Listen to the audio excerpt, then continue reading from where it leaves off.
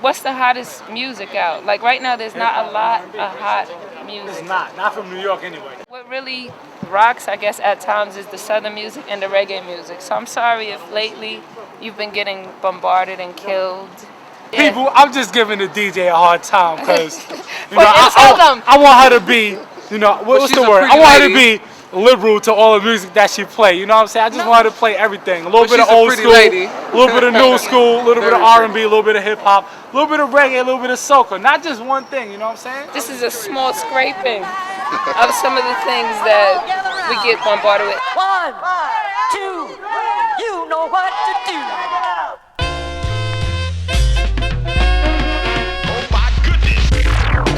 Like, it just is something in me. Like, it's in your blood. I don't think about anything except for getting married. I mean, nothing matters to me besides that. This whole industry, music, television, radio, film, it is all dominated by men.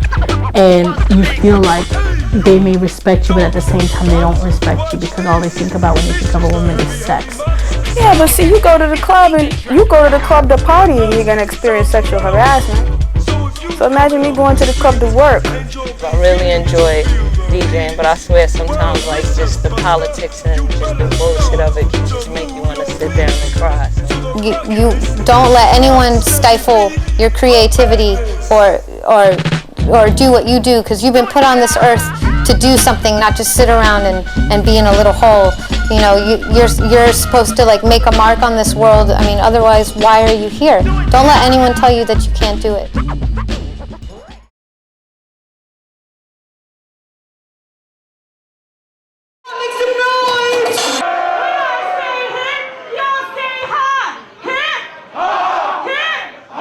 Run down the show.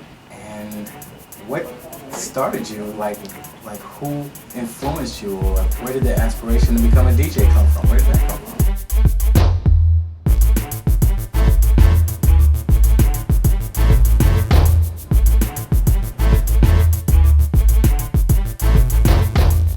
I love hip hop, I love house, I love soul.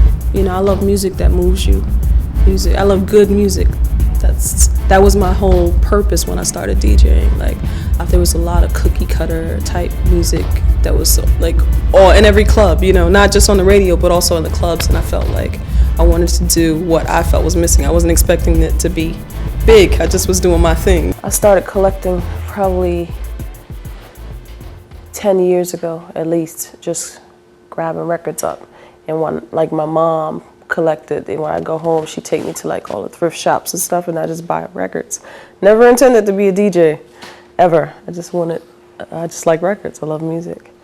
I got my first little start and caught the bug. When the crowd swayed to what I played, it was on. My first DJing gig was actually a cookout for my family. And at the time I had two Mixtress turntables. One was like a Technique 1200 and one was a Technique 1200 SL, which is like not what you really want to use out here. And did a cookout with the wind blowing, needle flying all over the record, and had the cookout jumping though. Yeah. What up, Russ?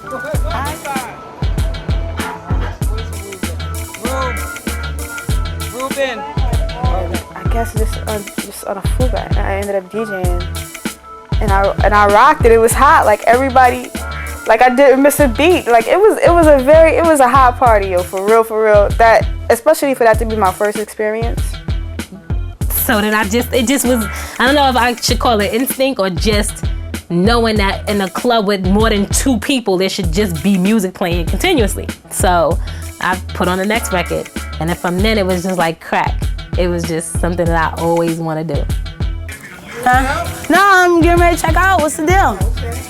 I gotta make sure I get the must-haves. Okay. Wait. Okay, good.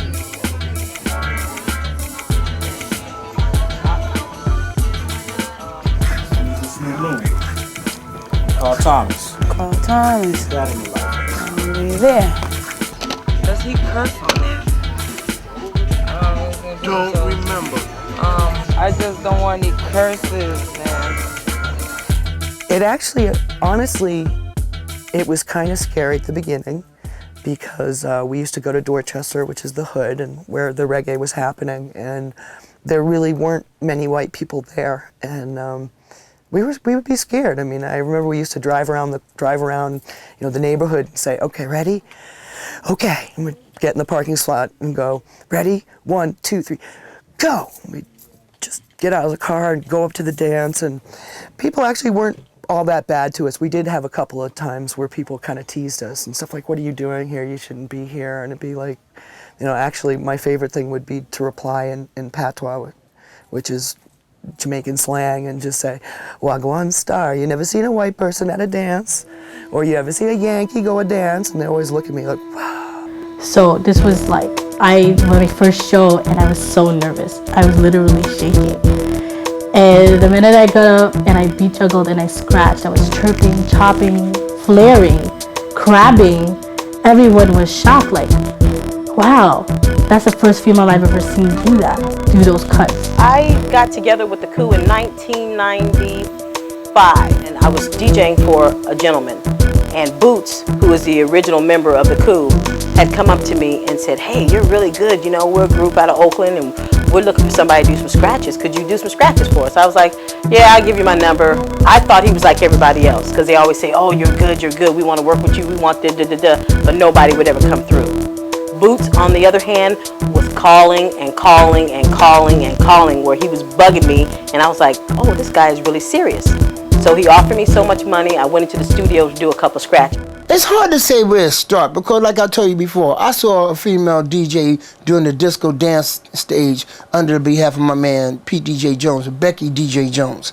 So when it came to us being as hip hop DJs, and then I saw Wanda. After Wanda, I saw Baby D or the Mercedes lady, our very own who was down with the Zoo Nation, Lisa Lee. She knew how to cut it up.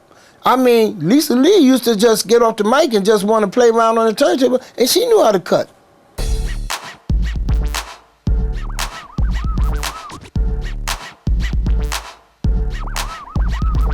My first job as a DJ was playing for free out in a park, out in the neighborhood. I was a scratch DJ as well as speed cutting up real fast, yeah. Always say that Wanda D is one of a kind and elegant is here. She gonna rock your mind.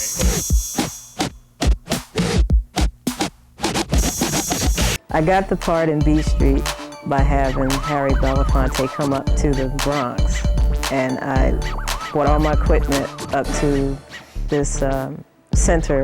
It was like a recreational center, and he came up there with his director, his assistant, and producer, and I laid out all my equipment and everything, and I did my little demonstration, scratching and cutting up real fast, and I looked over to him after I was done and said, "So what do you think? Do I have the part in the movie?" And he says, "Yes." He said, "You got it." He said, "You earned it." Pretty much up to date.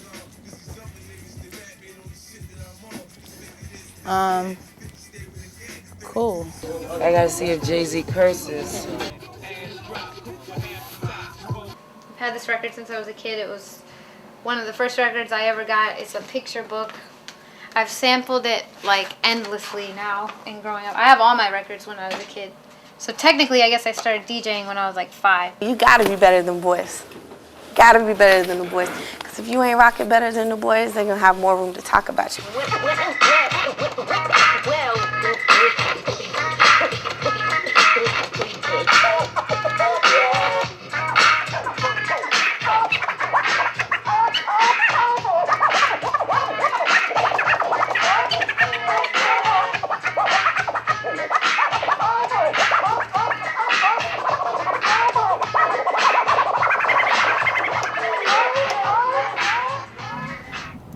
I don't like people being in my way. What happens if they're in your way? Knock them out my way. They get knocked down. I will find a way around them and pass them. That's in the game of life, on the street, whatever. I will surpass you.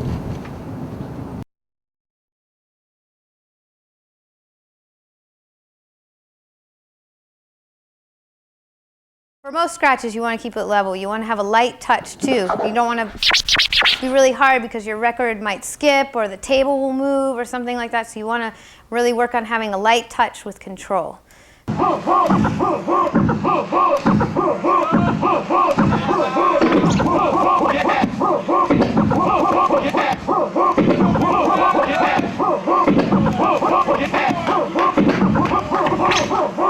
Turntables is our instrument. However you feel, however you want to go with it, however your integrity is, you go be hungry, you stick with it all the way.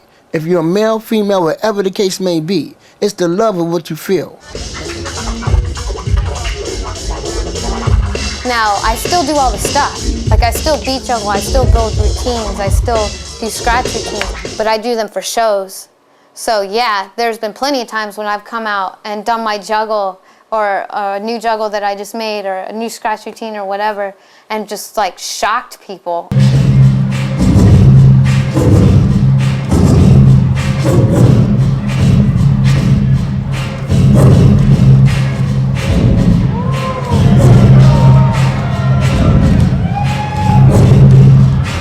I guess early 90s, that's when like the crab scratch orbit, the flare came and took place. And, you know, it sounded really good, but then, you know, these new kids, when they came up and they learned the scratch, that was all they did, and they incorporate with anything else. It didn't, you know, if that's the only thing you do, it doesn't sound good, you know, you don't mix it up. And it became more of a technical thing, like I could do this very difficult scratch, but, you know, I can't make it sound nice, you know.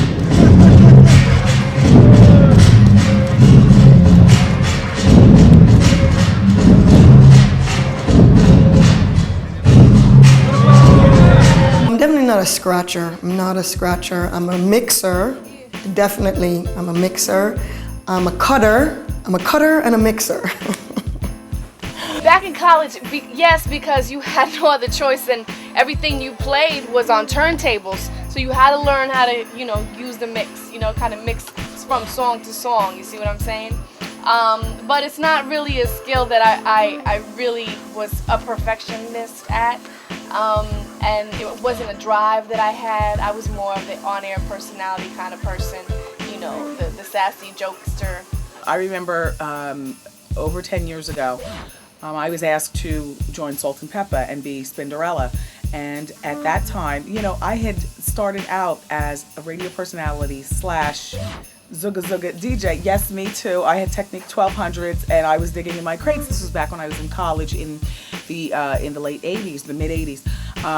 And I remember not having any skills, but what seemed to be, I guess, the calling card is that I was a female DJ who was feminine. Do you understand what I'm saying without offending anybody? And my skills were terrible. And it turns out Salt and Pepper, you know, I was honest with them. I was like, listen, I got this little radio gig. It's only $9,000 a year, but I am not a DJ, and I would hate to quit my job and my aspirations of being a radio personality. This is why, but at this point I graduated from college. And I had a little job in DC, and they had the song out, Tramp, and they were getting ready to go on tour, and Herbie Lovebug and Salt and Pepper were all in DC, and they really liked me, and I said, you know, I don't have any skills. I have done it, but I'd be nervous to do it in a Coliseum and like that. They said, well, you really don't have to. Turns out, the real Spinderella, not the one that I would have replaced, but the one, Dee Dee, really does have skills, and it's best that things turned out the way that they did. I couldn't picture myself in the what a man shorts. Anyway. Go to the power lines. Power 104.1, what's going on? Hey, I got a question. What's up, mama? I want tickets off the radio station Uh-huh. for the Mary concert, and I was supposed to wait for somebody to call me. They didn't call you yet? No, he gave me a number to call, fake, and the number is like a fax number. It's not a regular phone number. Who this? It's your boy here out of the South now, sitting down from the west side. I ain't here, huh?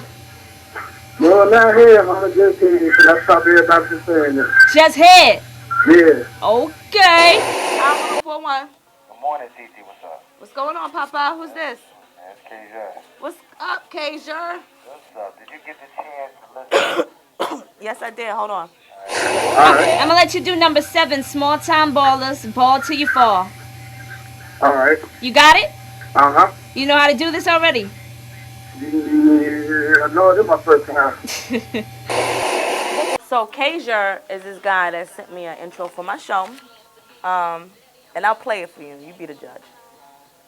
I hated it. Alright, go ahead and shout your peeps out right quick. This is number 7, Small Time Ball. No. I said shout your peeps out. Oh, shout my peeps out? Yeah. Well, I'd like to give a shout out to my brother Dave, Trina, Tammy, Bubba, everybody in Southline.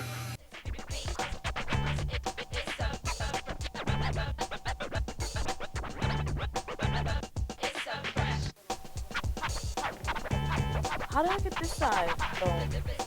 You know, being an on-air personality has helped me a lot in my transition into becoming a DJ because of the fact that I already know the music. So it's not as hard to say, okay, this record will match up with this record. Like, counting the beats and everything is still difficult for me, but it's not as hard because I know the music already.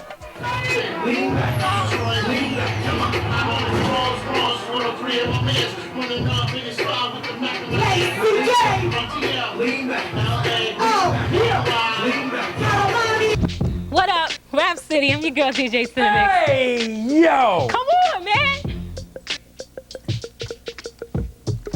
My mama's house, my show. I started battling about 10 years ago. I started in all the DMCs, all the different local mixing contests. I would do that. That's where you start. But then I hooked up with DJ Rectangle. And Rectangle's been doing it forever, and he'd be like, that's cool, but really ain't no money in that, ain't no longevity in that. He said, all you're gonna get is a pair of gold turntables and a mixer. He said, if you wanna really do it, you have to get out there more to be more like a Kid Capri at that time, or Fomaster Flex. And then I was like, okay, I listened to Rec, like he gave me great advice with that. And from that advice, I started getting more into not so much as doing that, but more into doing parties and giving my own parties and doing clubs.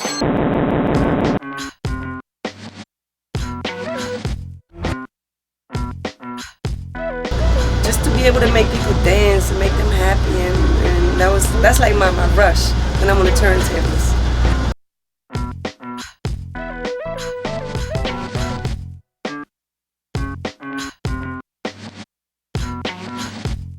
It's our responsibility to bring the music to the people, and a lot of times the DJs don't do that. You know, they'll play what's safe, what they know the crowd knows. I mean, to spin my music and then I'm saying, okay, they're not feeling that. That's the whole part of DJing. Like some DJs I've seen, like they'll play what they want to hear. And it's not about you. It's about what they're going to dance to, what they're going to have fun. Because they spend their $20, $40 or whatever they spend that night to get in the club, not to hear what you feel like playing.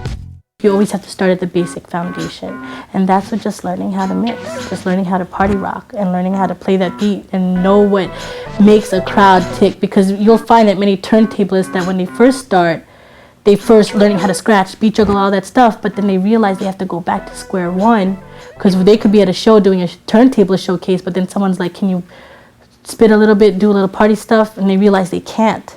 There's a big difference between rocking a party and from doing a showcase and competing. Mic control from a female. Like, if a female has mic control, that's really how she could really stand out and get her props. You know what I mean? It's one thing to be a female DJ and to rock, but then if you let it be, so let's say you're just playing records and the DJ booth is all the way to the left and nobody can see, you're just playing records unless it's been advertised that you're a female DJ. So you could, let's say you spin it for 2 hours and then nobody hears you, but if you get on and let it be known, you're gonna be like, oh my God, you know what I mean? As we keep this going, it's Jazzy Joyce on the reggae side. Hey, hey, hey, hey, Brooklyn, Uptown, Boogie Down, all the people, thunderclap, thunderclap, thunderclap, thunderclap, rock away, rock away, rock away, rock away. I'm just messing with y'all, it's Jazzy Joyce. As we keep it going, hey, hey, hey, Mumbai, Jazzy. if a crowd is dead and you're playing all the music you can, you trying to get them off their feet. I mean, sometimes it can be hard, but it's always like something that'll get them off their feet and doing what you want to do. You gotta be like the boss when you at a party. You gotta make them get up and everything. But just the way they react to what you're playing makes you feel good, and it feels wonderful. Just to know people love you. Like some rhymes might just be really silly, but the beat is so hot that you gotta play it. And some songs are just so hot that, I feel like maybe I need to expose the crowd to it, even if they don't know it. Like Dead Prez is a great example of that. Like I play a lot of Dead Prez. They don't get played, and I never hear them in a club ever, really. And I always make sure I play. And when I do play, there's a big response. Like people know that, you know what I mean? So it's like, I think you cannot underestimate your crowd. That's the main thing. And I think a lot of people do. They just assume that the people don't know music,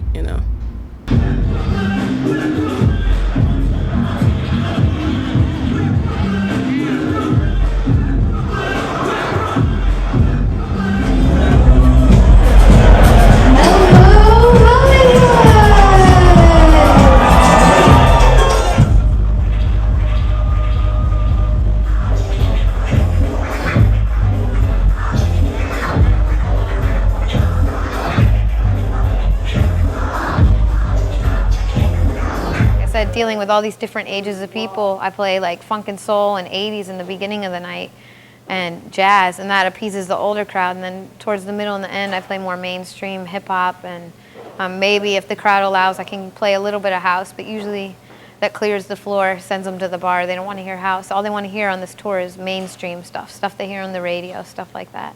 So, and then when I get in the newer stuff, then the older crowd is like, why aren't you playing this music you were playing earlier? When I'm playing the funk and soul, the younger kids are like, play something from this millennium,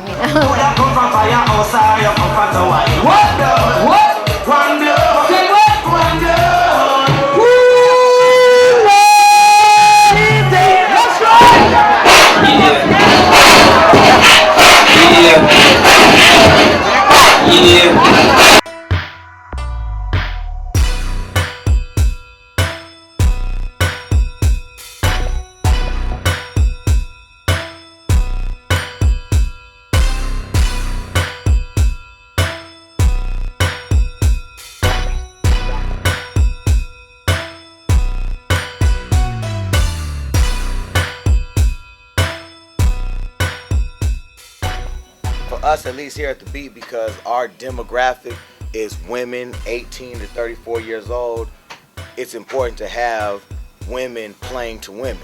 If you're programming to women and you only have the male perspective in your programming, then you're gonna lose, because you have to tap into what women want. Best way to do that, go straight to women. Also, my main man Cheeks from TVT. We had fun over there last night. I heard the drums that Little John did. Yeah! Yeah! Okay! And they were hilarious. What are you gonna do for your birthday today? Or this weekend? I don't know. I'm just gonna, I'm gonna do a couple parties, of course. I'm working. I can't. When you go to their clubs, you hear people mixing for the crowd. And I also always attribute that to the fact that they're women. Women seem to mix because they want to dance, they want to have fun, while dudes is busy just scratching and cutting and all that. You're in the middle of trying to get your groove on. You ain't trying to hear all that. So I think that it's very important that people recognize women DJs as being good DJs and not saying, yo, she's dope to be a woman. How about she's just dope?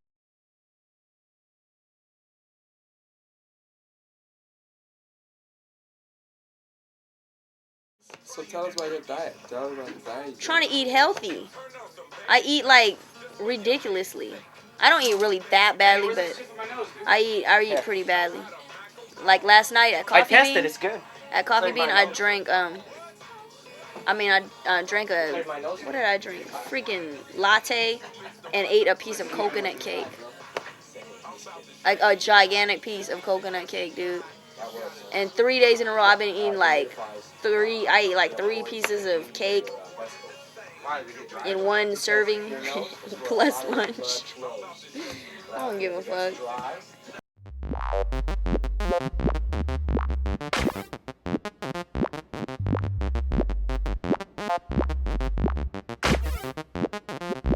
need my watch, a watch, Sharpie to mark stickers.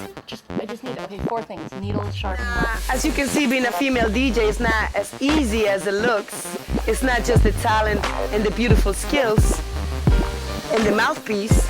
It's also your looks. You have to be feminine, you have to be a woman. So you create your image. And it's the image that you will put to talent.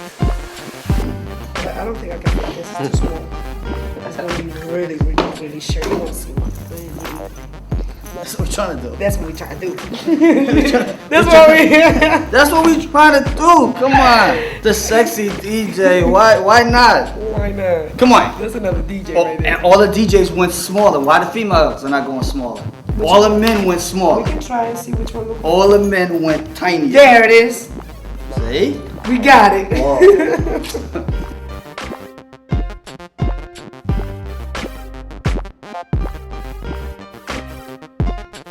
Sometimes I get fly to do a gig. Sometimes I just wear some jeans and sneakers. You know, at the end of the day, I'm still gonna play the same. I don't feel the need to play on my sexuality. Some people, that's part of their marketing strategy, and it's all about business. I'm not mad at you if it is, because you know what I'm saying? You got to differentiate yourself somehow to make money. The biggest thing that's helped me actually has been that I've been underestimated. You know, it's been assumed that I was like, you know, people that didn't know me really and have never heard me, you know, assumed that I couldn't play or that I was the model DJ. I was always put in that category, the model DJ, you know. You know, I think that to me, being underestimated actually helped me go further.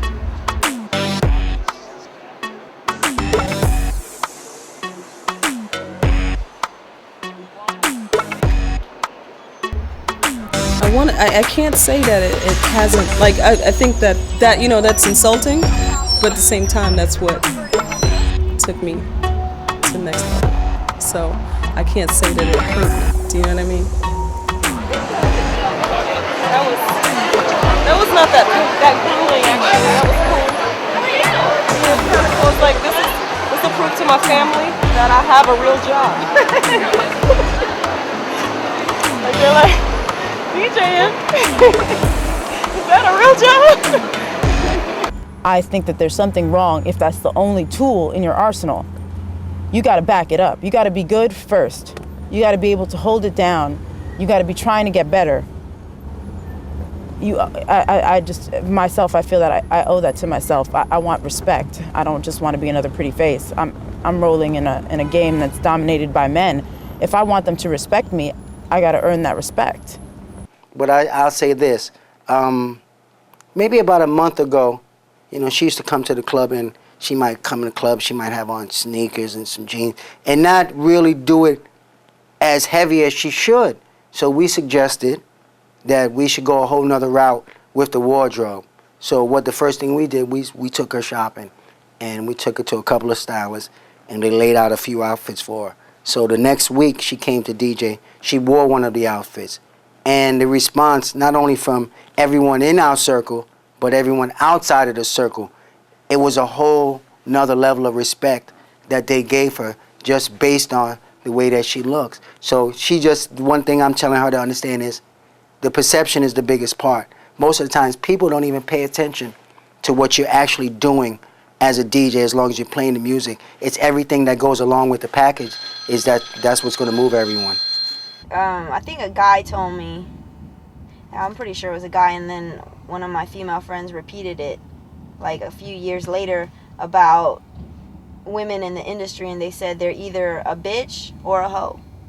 You get labeled either a bitch or a hoe. I mean, it's like,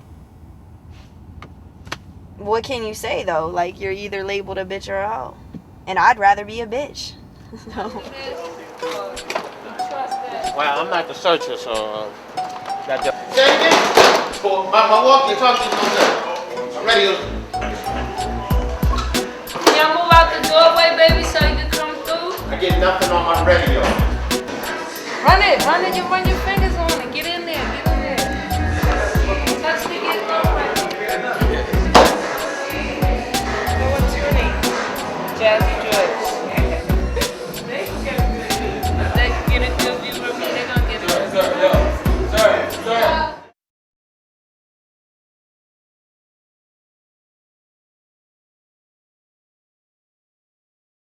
clips. You know some gangster shit, but you, this is what you do.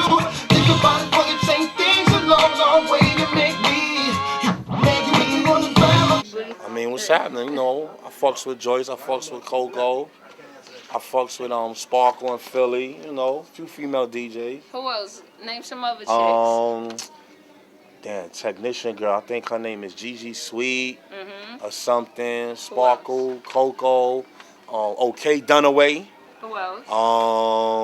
Who I'm missing? Oh, the mixtape did Kaori. And what's the one in Jersey? Lazy K. Lazy K. Lazy K. She got the Murder Mommies. Yeah. When she first came out, right? She tried to come for me, like. Yeah, Murder Mommy. No, scream like, holla like on some battle shit. She don't What? think I remember that, and I totally ignored her.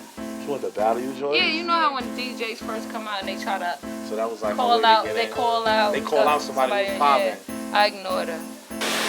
But it's a lot of competition and a lot of DJs who's not happy, who think they deserve more than what they getting, but they don't put out the work that they need to be put in.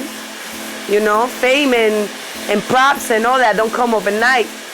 A lot of people think they blow up overnight, but they put already like 10 years of work or hard work. So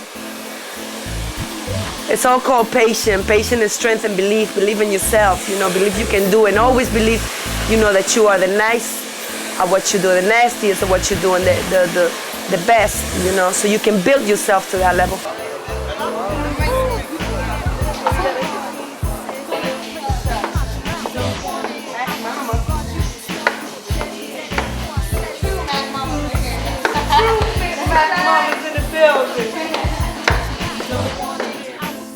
First of all, I don't think that it's absent. For example, I don't know Shorty, but I've heard of her work and I respect her. Boom Bip and I are cool. We're real cool. Like we started in radio together. Or actually she came a little bit behind me, so I'm kind of like a mentor to her or whatever. And who's another Atlanta DJ that you all came down to check for? Mommy Chula. Like I don't know Mommy Chula that well. We work for the same radio station. But I respect her and she's cool to me. So I don't think there's an absence of camaraderie, but I know in my case specifically, like I'm really the kind of person, I don't really want to be bothered with too many people, period. So I'm late, and I'm not usually a late individual, you know, but we here nonetheless. I heard Lazy K's here, so that looks bad on me, because I'm the elder, you know, more mature, supposed to be more responsible, but come with me. I feel bad that I'm late, because that's not like me. So what are we doing here? We're filming a commercial to promote the store, the Music Factory store. What's poppin'? You see that? I said something and nobody said nothing in the room. She said hi, so give us some love. You know, it's a few of us, but it's not like, you know, we don't have a clique yet. Mary Mac, trying to think of all of the rest of them, but we're cool. Like. I very rarely do the makeup thing.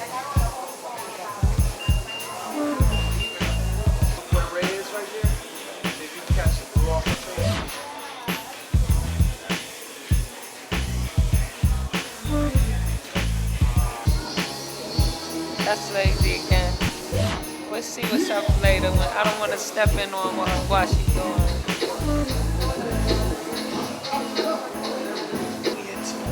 I think what it is, because I think Lazy K is doing something now when she got Murder Mommies.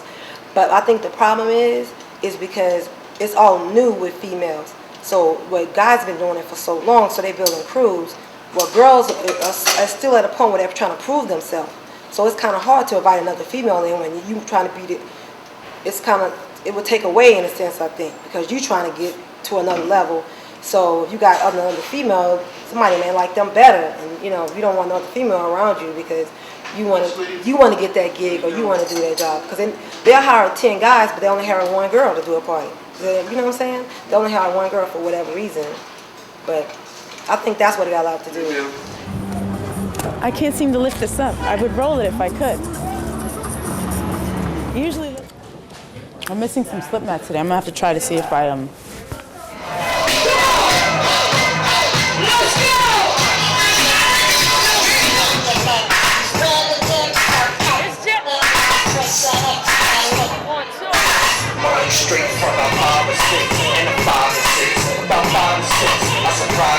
That's when the odds get lit. Let it drop the whip, see if she ride and stick. Who is live to six? Hey, no slip mats, and I totally took mine out of my crates because I haven't used them in like 4 months. So I need a slip mat, but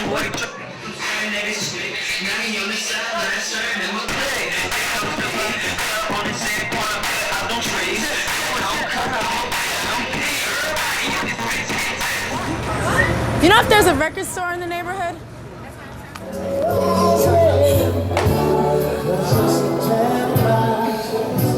Do you carry slip mats, like for turntables? No.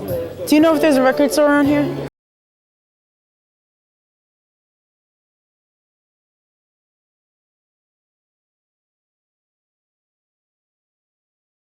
Okay, now that you have everything hooked up, you want to turn it on.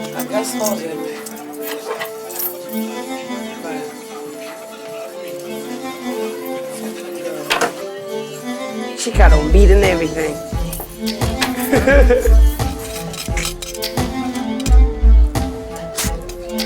He said he went to promote, he said, yes, Miss K. I did Newport and Ringside. Elliot, you heard? He said he went to promote my party at Newport Mall and Ringside. You say he wasn't there, but that's what he said. That's. Lazy, I was there. If I wasn't there, then fine. Dog, I was there till 2 o'clock in the morning. And he never showed up with the flyers? There, no. That's what pisses me off about it. I was promoted for these guys and things weren't going too well, so me and her got together and we decided to, you know, to make it happen together as a team.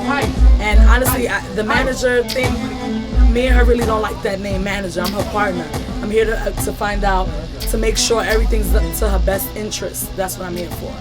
So I do take on the manager position because that's the right way to, you know, the political way of things.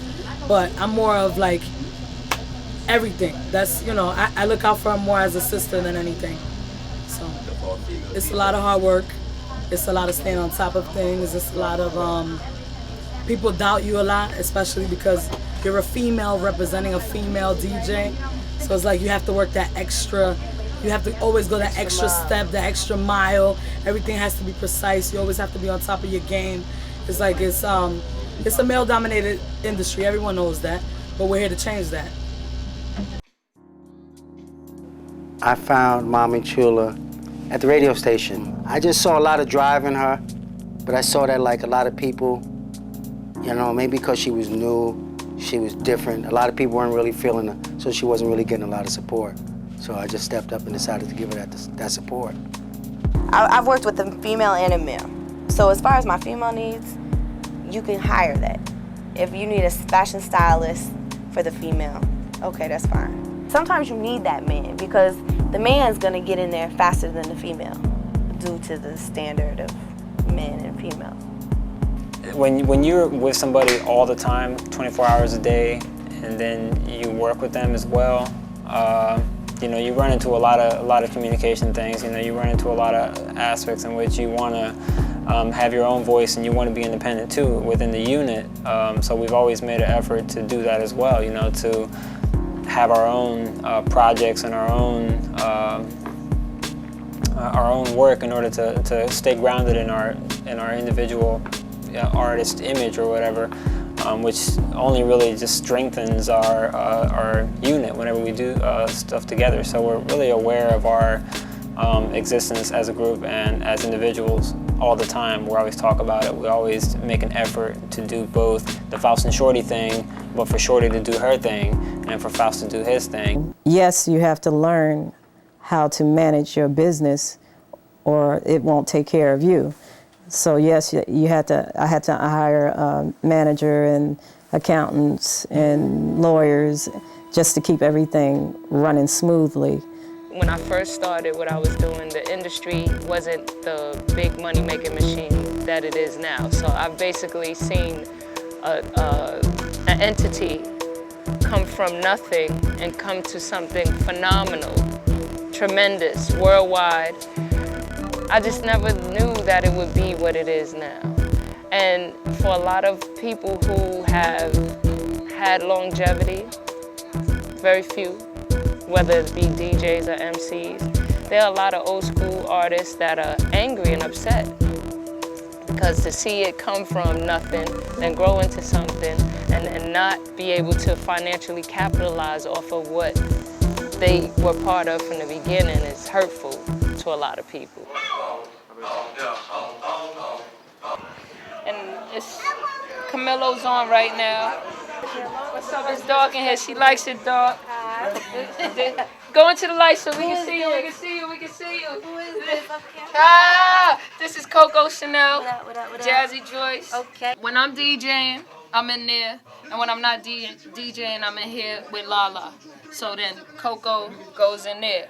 You know, we switch. We've been doing this for 8 years, so you gotta respect the fact that we had to share a show all these years, and we didn't each get our own individual show. So one of the many sacrifices made in the struggle, you know? Everybody just see the glamour of it. Yeah. The album. That's what we do. Shout out to Jazzy Jizzle in the building. Yeah. Camilo, you know what it is. Alright. She coolin'. She about to step up in the building and do Ladies Night. Shout out to Savage Mo. Shout out to Coco Chanel. Do remember, there it is, Ladies Night coming up next. Camilo signing off. Do remember tomorrow at 12 o'clock, taking to the street. Show Hot 97, blazing hip-hop and R&B. Okay. Yeah, it's a good week for me. Peace. You know how we do. Evacuate style. They always, Enough used to play right before me, and he used to always kind of complain how I kicked him out, but it's not that much time between the shows, so, and I hate not being set up and ready. So here. Tell him, Jazzy, tell him. Tell him, baby. It's not an easy game. It's not. Here's your needle, sweetie. You got records for me, baby? Everything I gave you last week. Yo, you know what it is? Yeah. I just like to make sure everybody stays on top of their game, because I work hard, so, on a constant, so. Anybody seen the dad on the floor? Anybody seen the blank dad? You got the dad? We are the foundation of the whole music industry, kind of, when you think about it. Because, I mean, if something doesn't work on radio or doesn't come to radio first, who are the people, who are the ghetto messengers that get it out to the people of the streets, that get a movement going organically? Who's responsible for that? The DJ. Hot 97. And now we have the steel direct from down the one they call.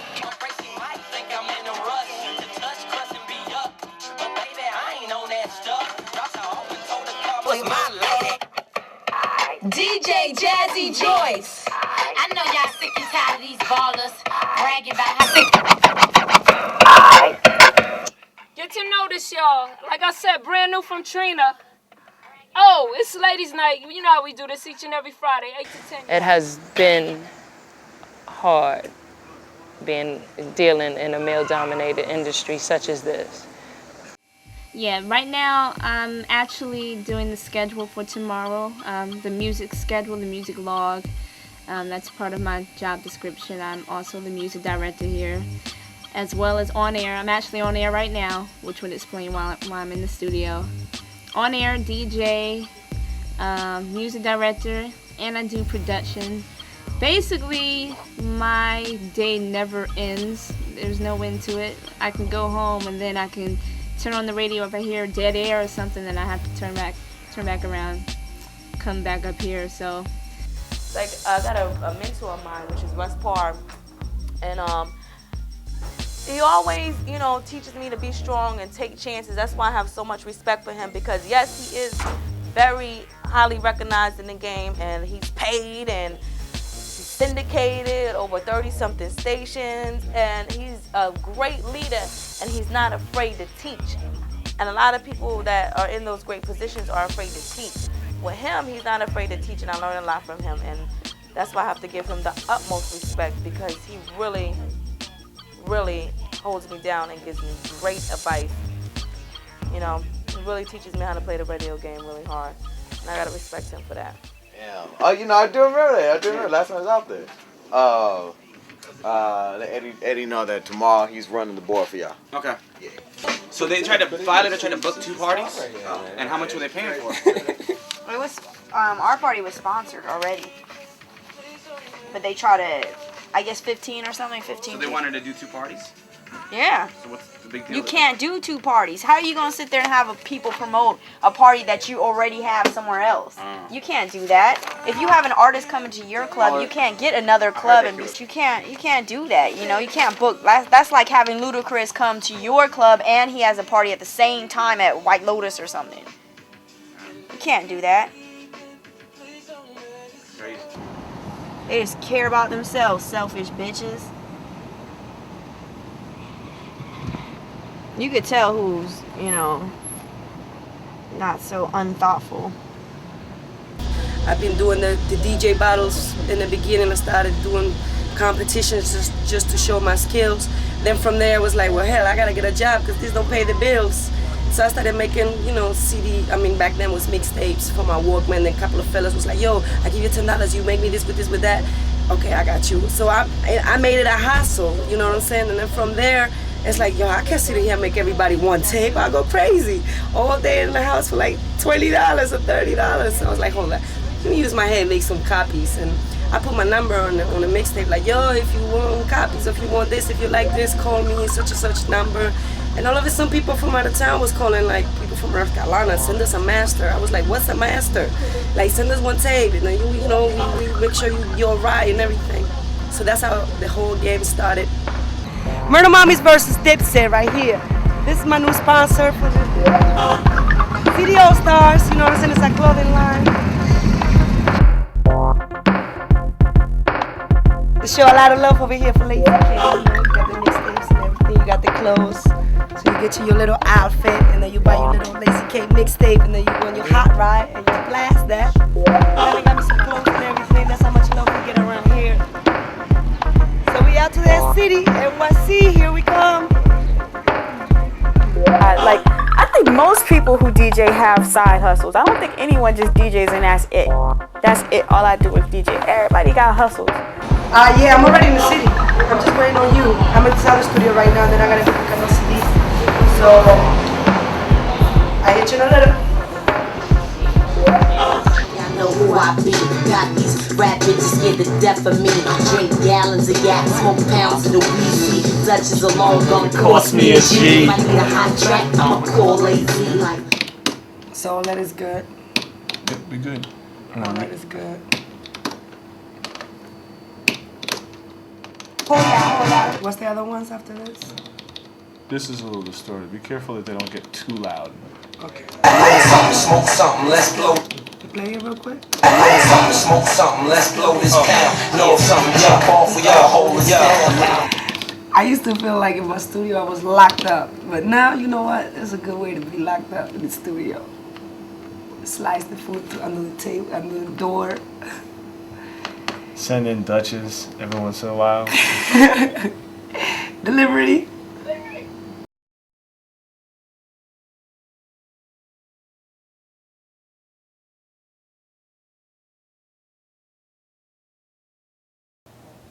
It probably became a business for me once me and my husband separated, because it was like, okay, this pretty much broke up, you know, your marriage. So it's like, okay, this has got to be pretty serious. So let's do something with this.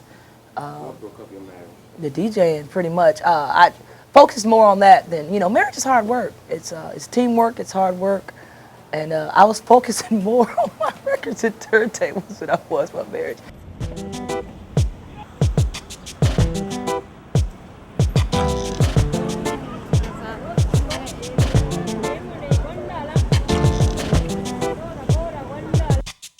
Most of my DJing gigs are at night. I'm lucky enough to have a great husband who stays with Willow while I DJ.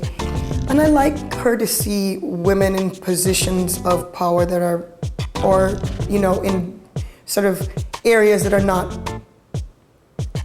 do you know what I mean? That women wouldn't normally be in. Like, you know, I like her to go and see, oh, you know, there are girls and there are turntables and they're playing the music and that type of thing, so that she knows that the world's very big and not to limit herself and not to make people limit her by telling her, you're a girl, you can't do this. I want her to see that the possibilities are endless out there.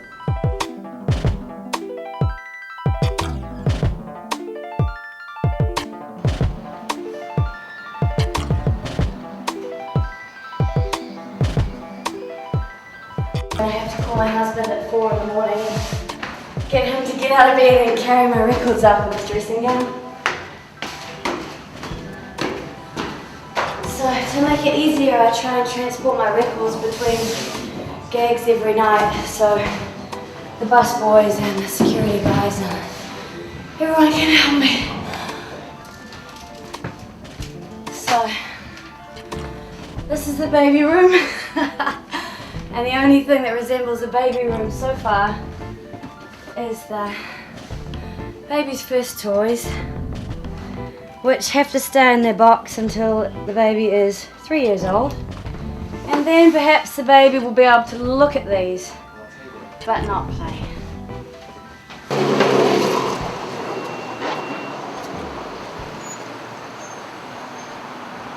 My daughter's in a band. She plays all kind of instruments, and she's in a band in high school. And they're going on a field trip. They do an annual field trip, going to compete. And they got a field trip she's going to in San Francisco to compete. And she leaves tomorrow. She's excited, and she'll be back on Sunday. Get to stay in her favorite thing is staying in hotels. Staying in hotels and riding on limos. That's what she loves. She don't care about me DJing, as long as she gets to ride in a limo or something. That's it.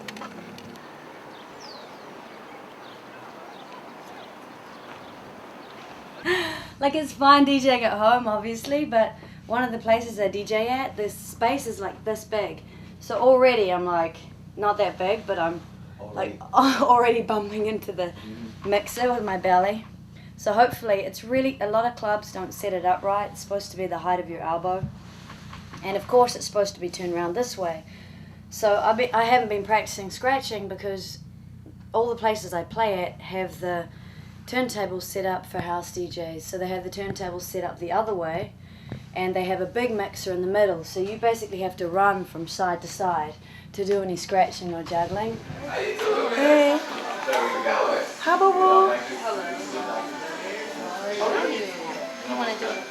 Yes, so you can get it out the way? Is that okay? Yeah. So you gonna move that clip?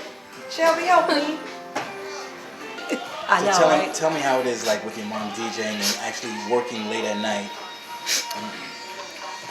Most of the time it's cool, but sometimes it's like I might need her for something, but she can't be there because she gotta work.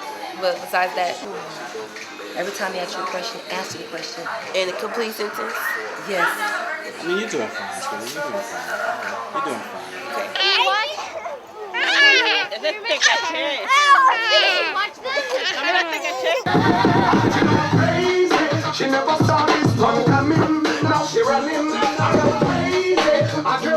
Tell them how you said the other day, Mom, sometimes I just wish you could be a normal mom. Oh yeah, sometimes I'm just like, I wish she could be a normal mom. And what do you mean by that?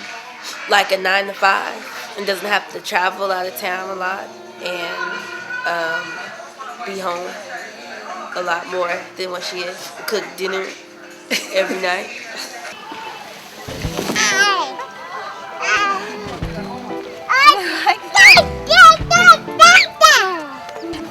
Mommy doesn't want to do that again.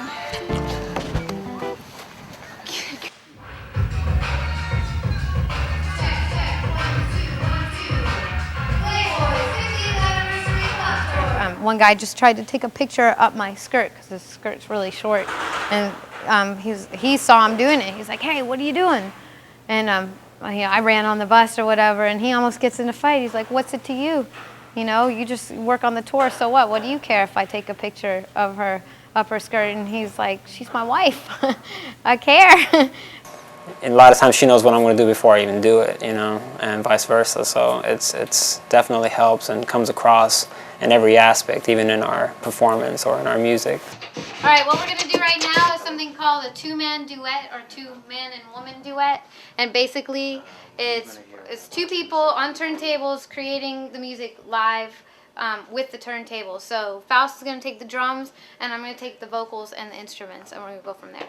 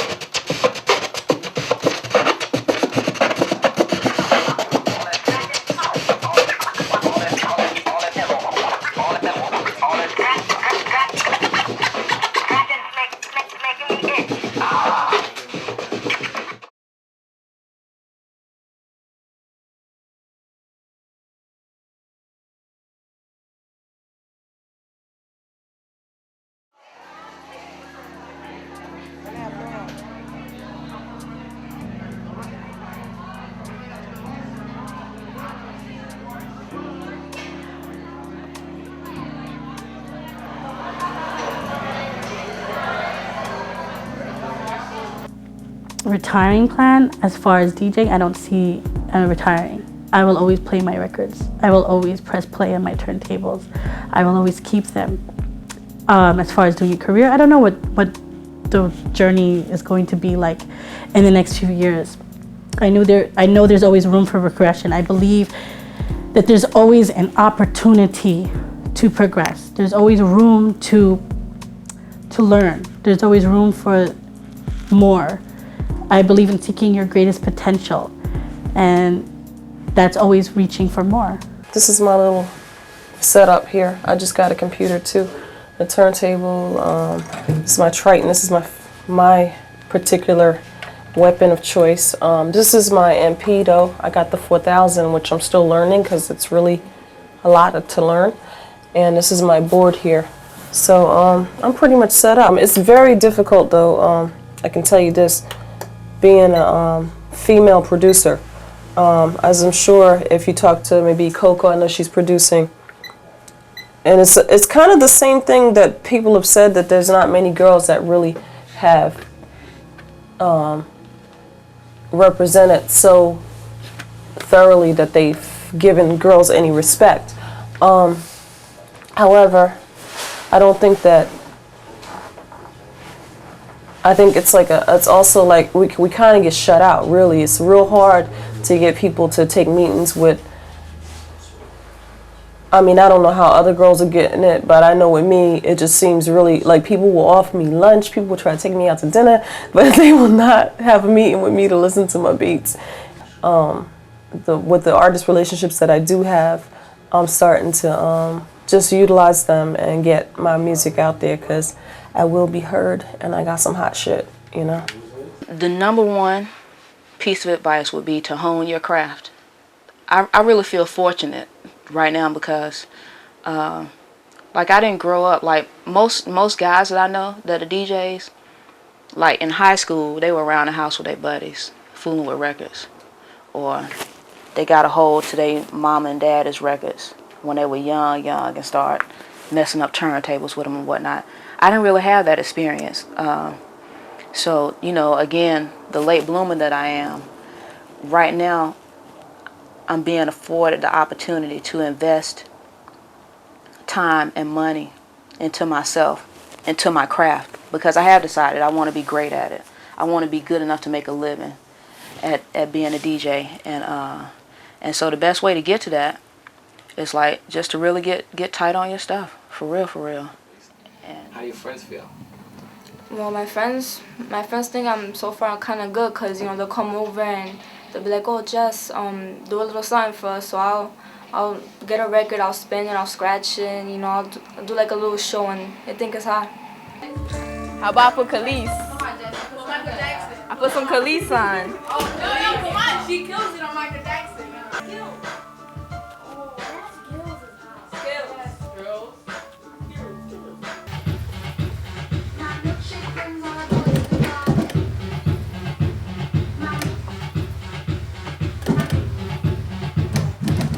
I was just curious. I used to see DJs on TV and listen to them all the time. It just got me curious, and I was like, you know, asked my dad to buy me some turntables, and he bought me some turntables for Christmas.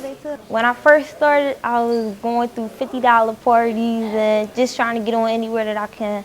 Now, ever since I've been DJing in Sneakerville, and I've been doing a lot more things, getting bigger connects. I've been doing a lot of bigger stuff now. So, I say I made a pretty good transition. I wouldn't say that I'm totally happy where I'm at and this is where I want to be, but it's always time to grow, and I'm gradually trying to get where I want to be at. So I'm just keep trying to get where I'm at. Eventually, I want to be on, you know, DJing on the radio or just doing parties or on tour, things like that. Everything a DJ does, that's what I want to do.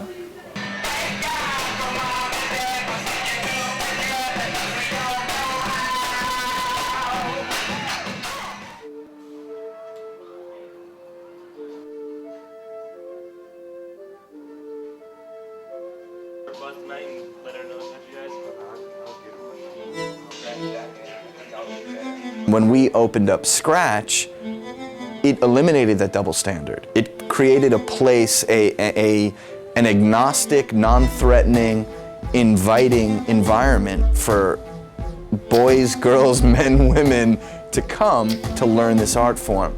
And here it's about teaching an instrument. And that, with that goal in mind, it's not about gender. This is where all the beginner classes take place. We have like about 20 turntables here. Usually DJ Johnny Walker Red teaches us right there. And this is where all the beginners come first. A lot of the female DJs that we've talked to that have taken the classes here at Scratch have said that they've known guy DJs, but they wouldn't teach them. So this becomes a place where they can express themselves and not have to worry about males being intimidating or looking down or being competitive with them. It's just a place to learn this art form.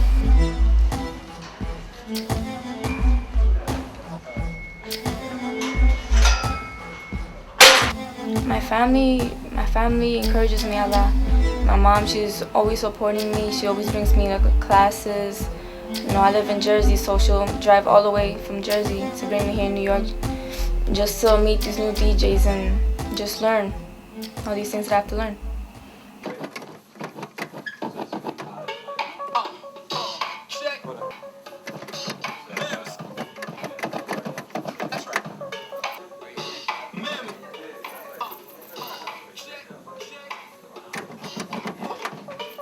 All I can say is just be yourself, stick to what you know, and develop your own. You can't be like me, you can't be like Qbert, you can't be like the Executioners. You may want to be, because I've tried. I've tried to say, okay, I'm going to scratch like Qbert, I'm going to do like this. I can't do it. I have to be Pam. Pam has to create her own identity, and that's what I would tell someone that's trying to get, you know, into this right now. Create your own identity and stick with it. Don't change. Some change is good, but don't change because you want to be here.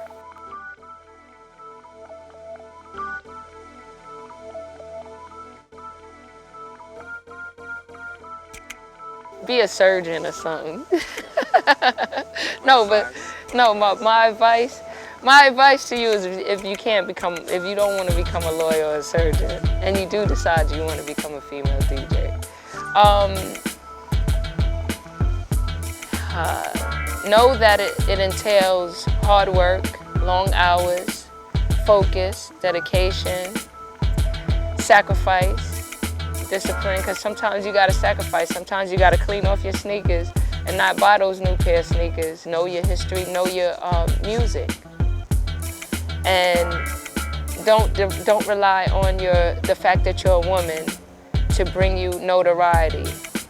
You know, make yourself hot based on your skills and your talent.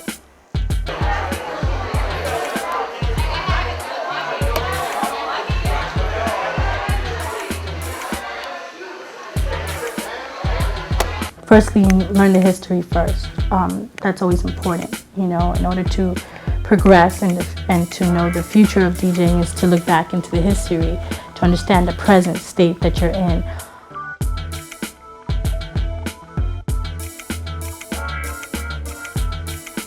Invest in what you want to do. You know what I mean? Whether you gotta not buy that outfit to go out to that club on Friday night. Invest in what you want to do and go hard at what you want to do. If people shut you down the first, the second, the third, the fourth, the fifth time, you still go hard at it. It doesn't matter. Go at what you want to do.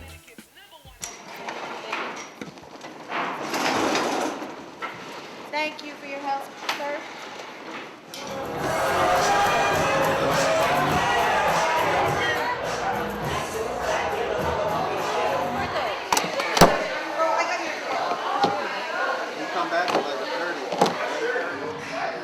That was the silliness.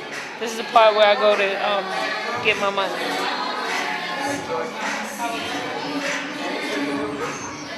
asked me that before? Don't try to rub my back and patronize me. No, Joy, come on. Let me go take care of my business. That's way more important than, and you're going to be here.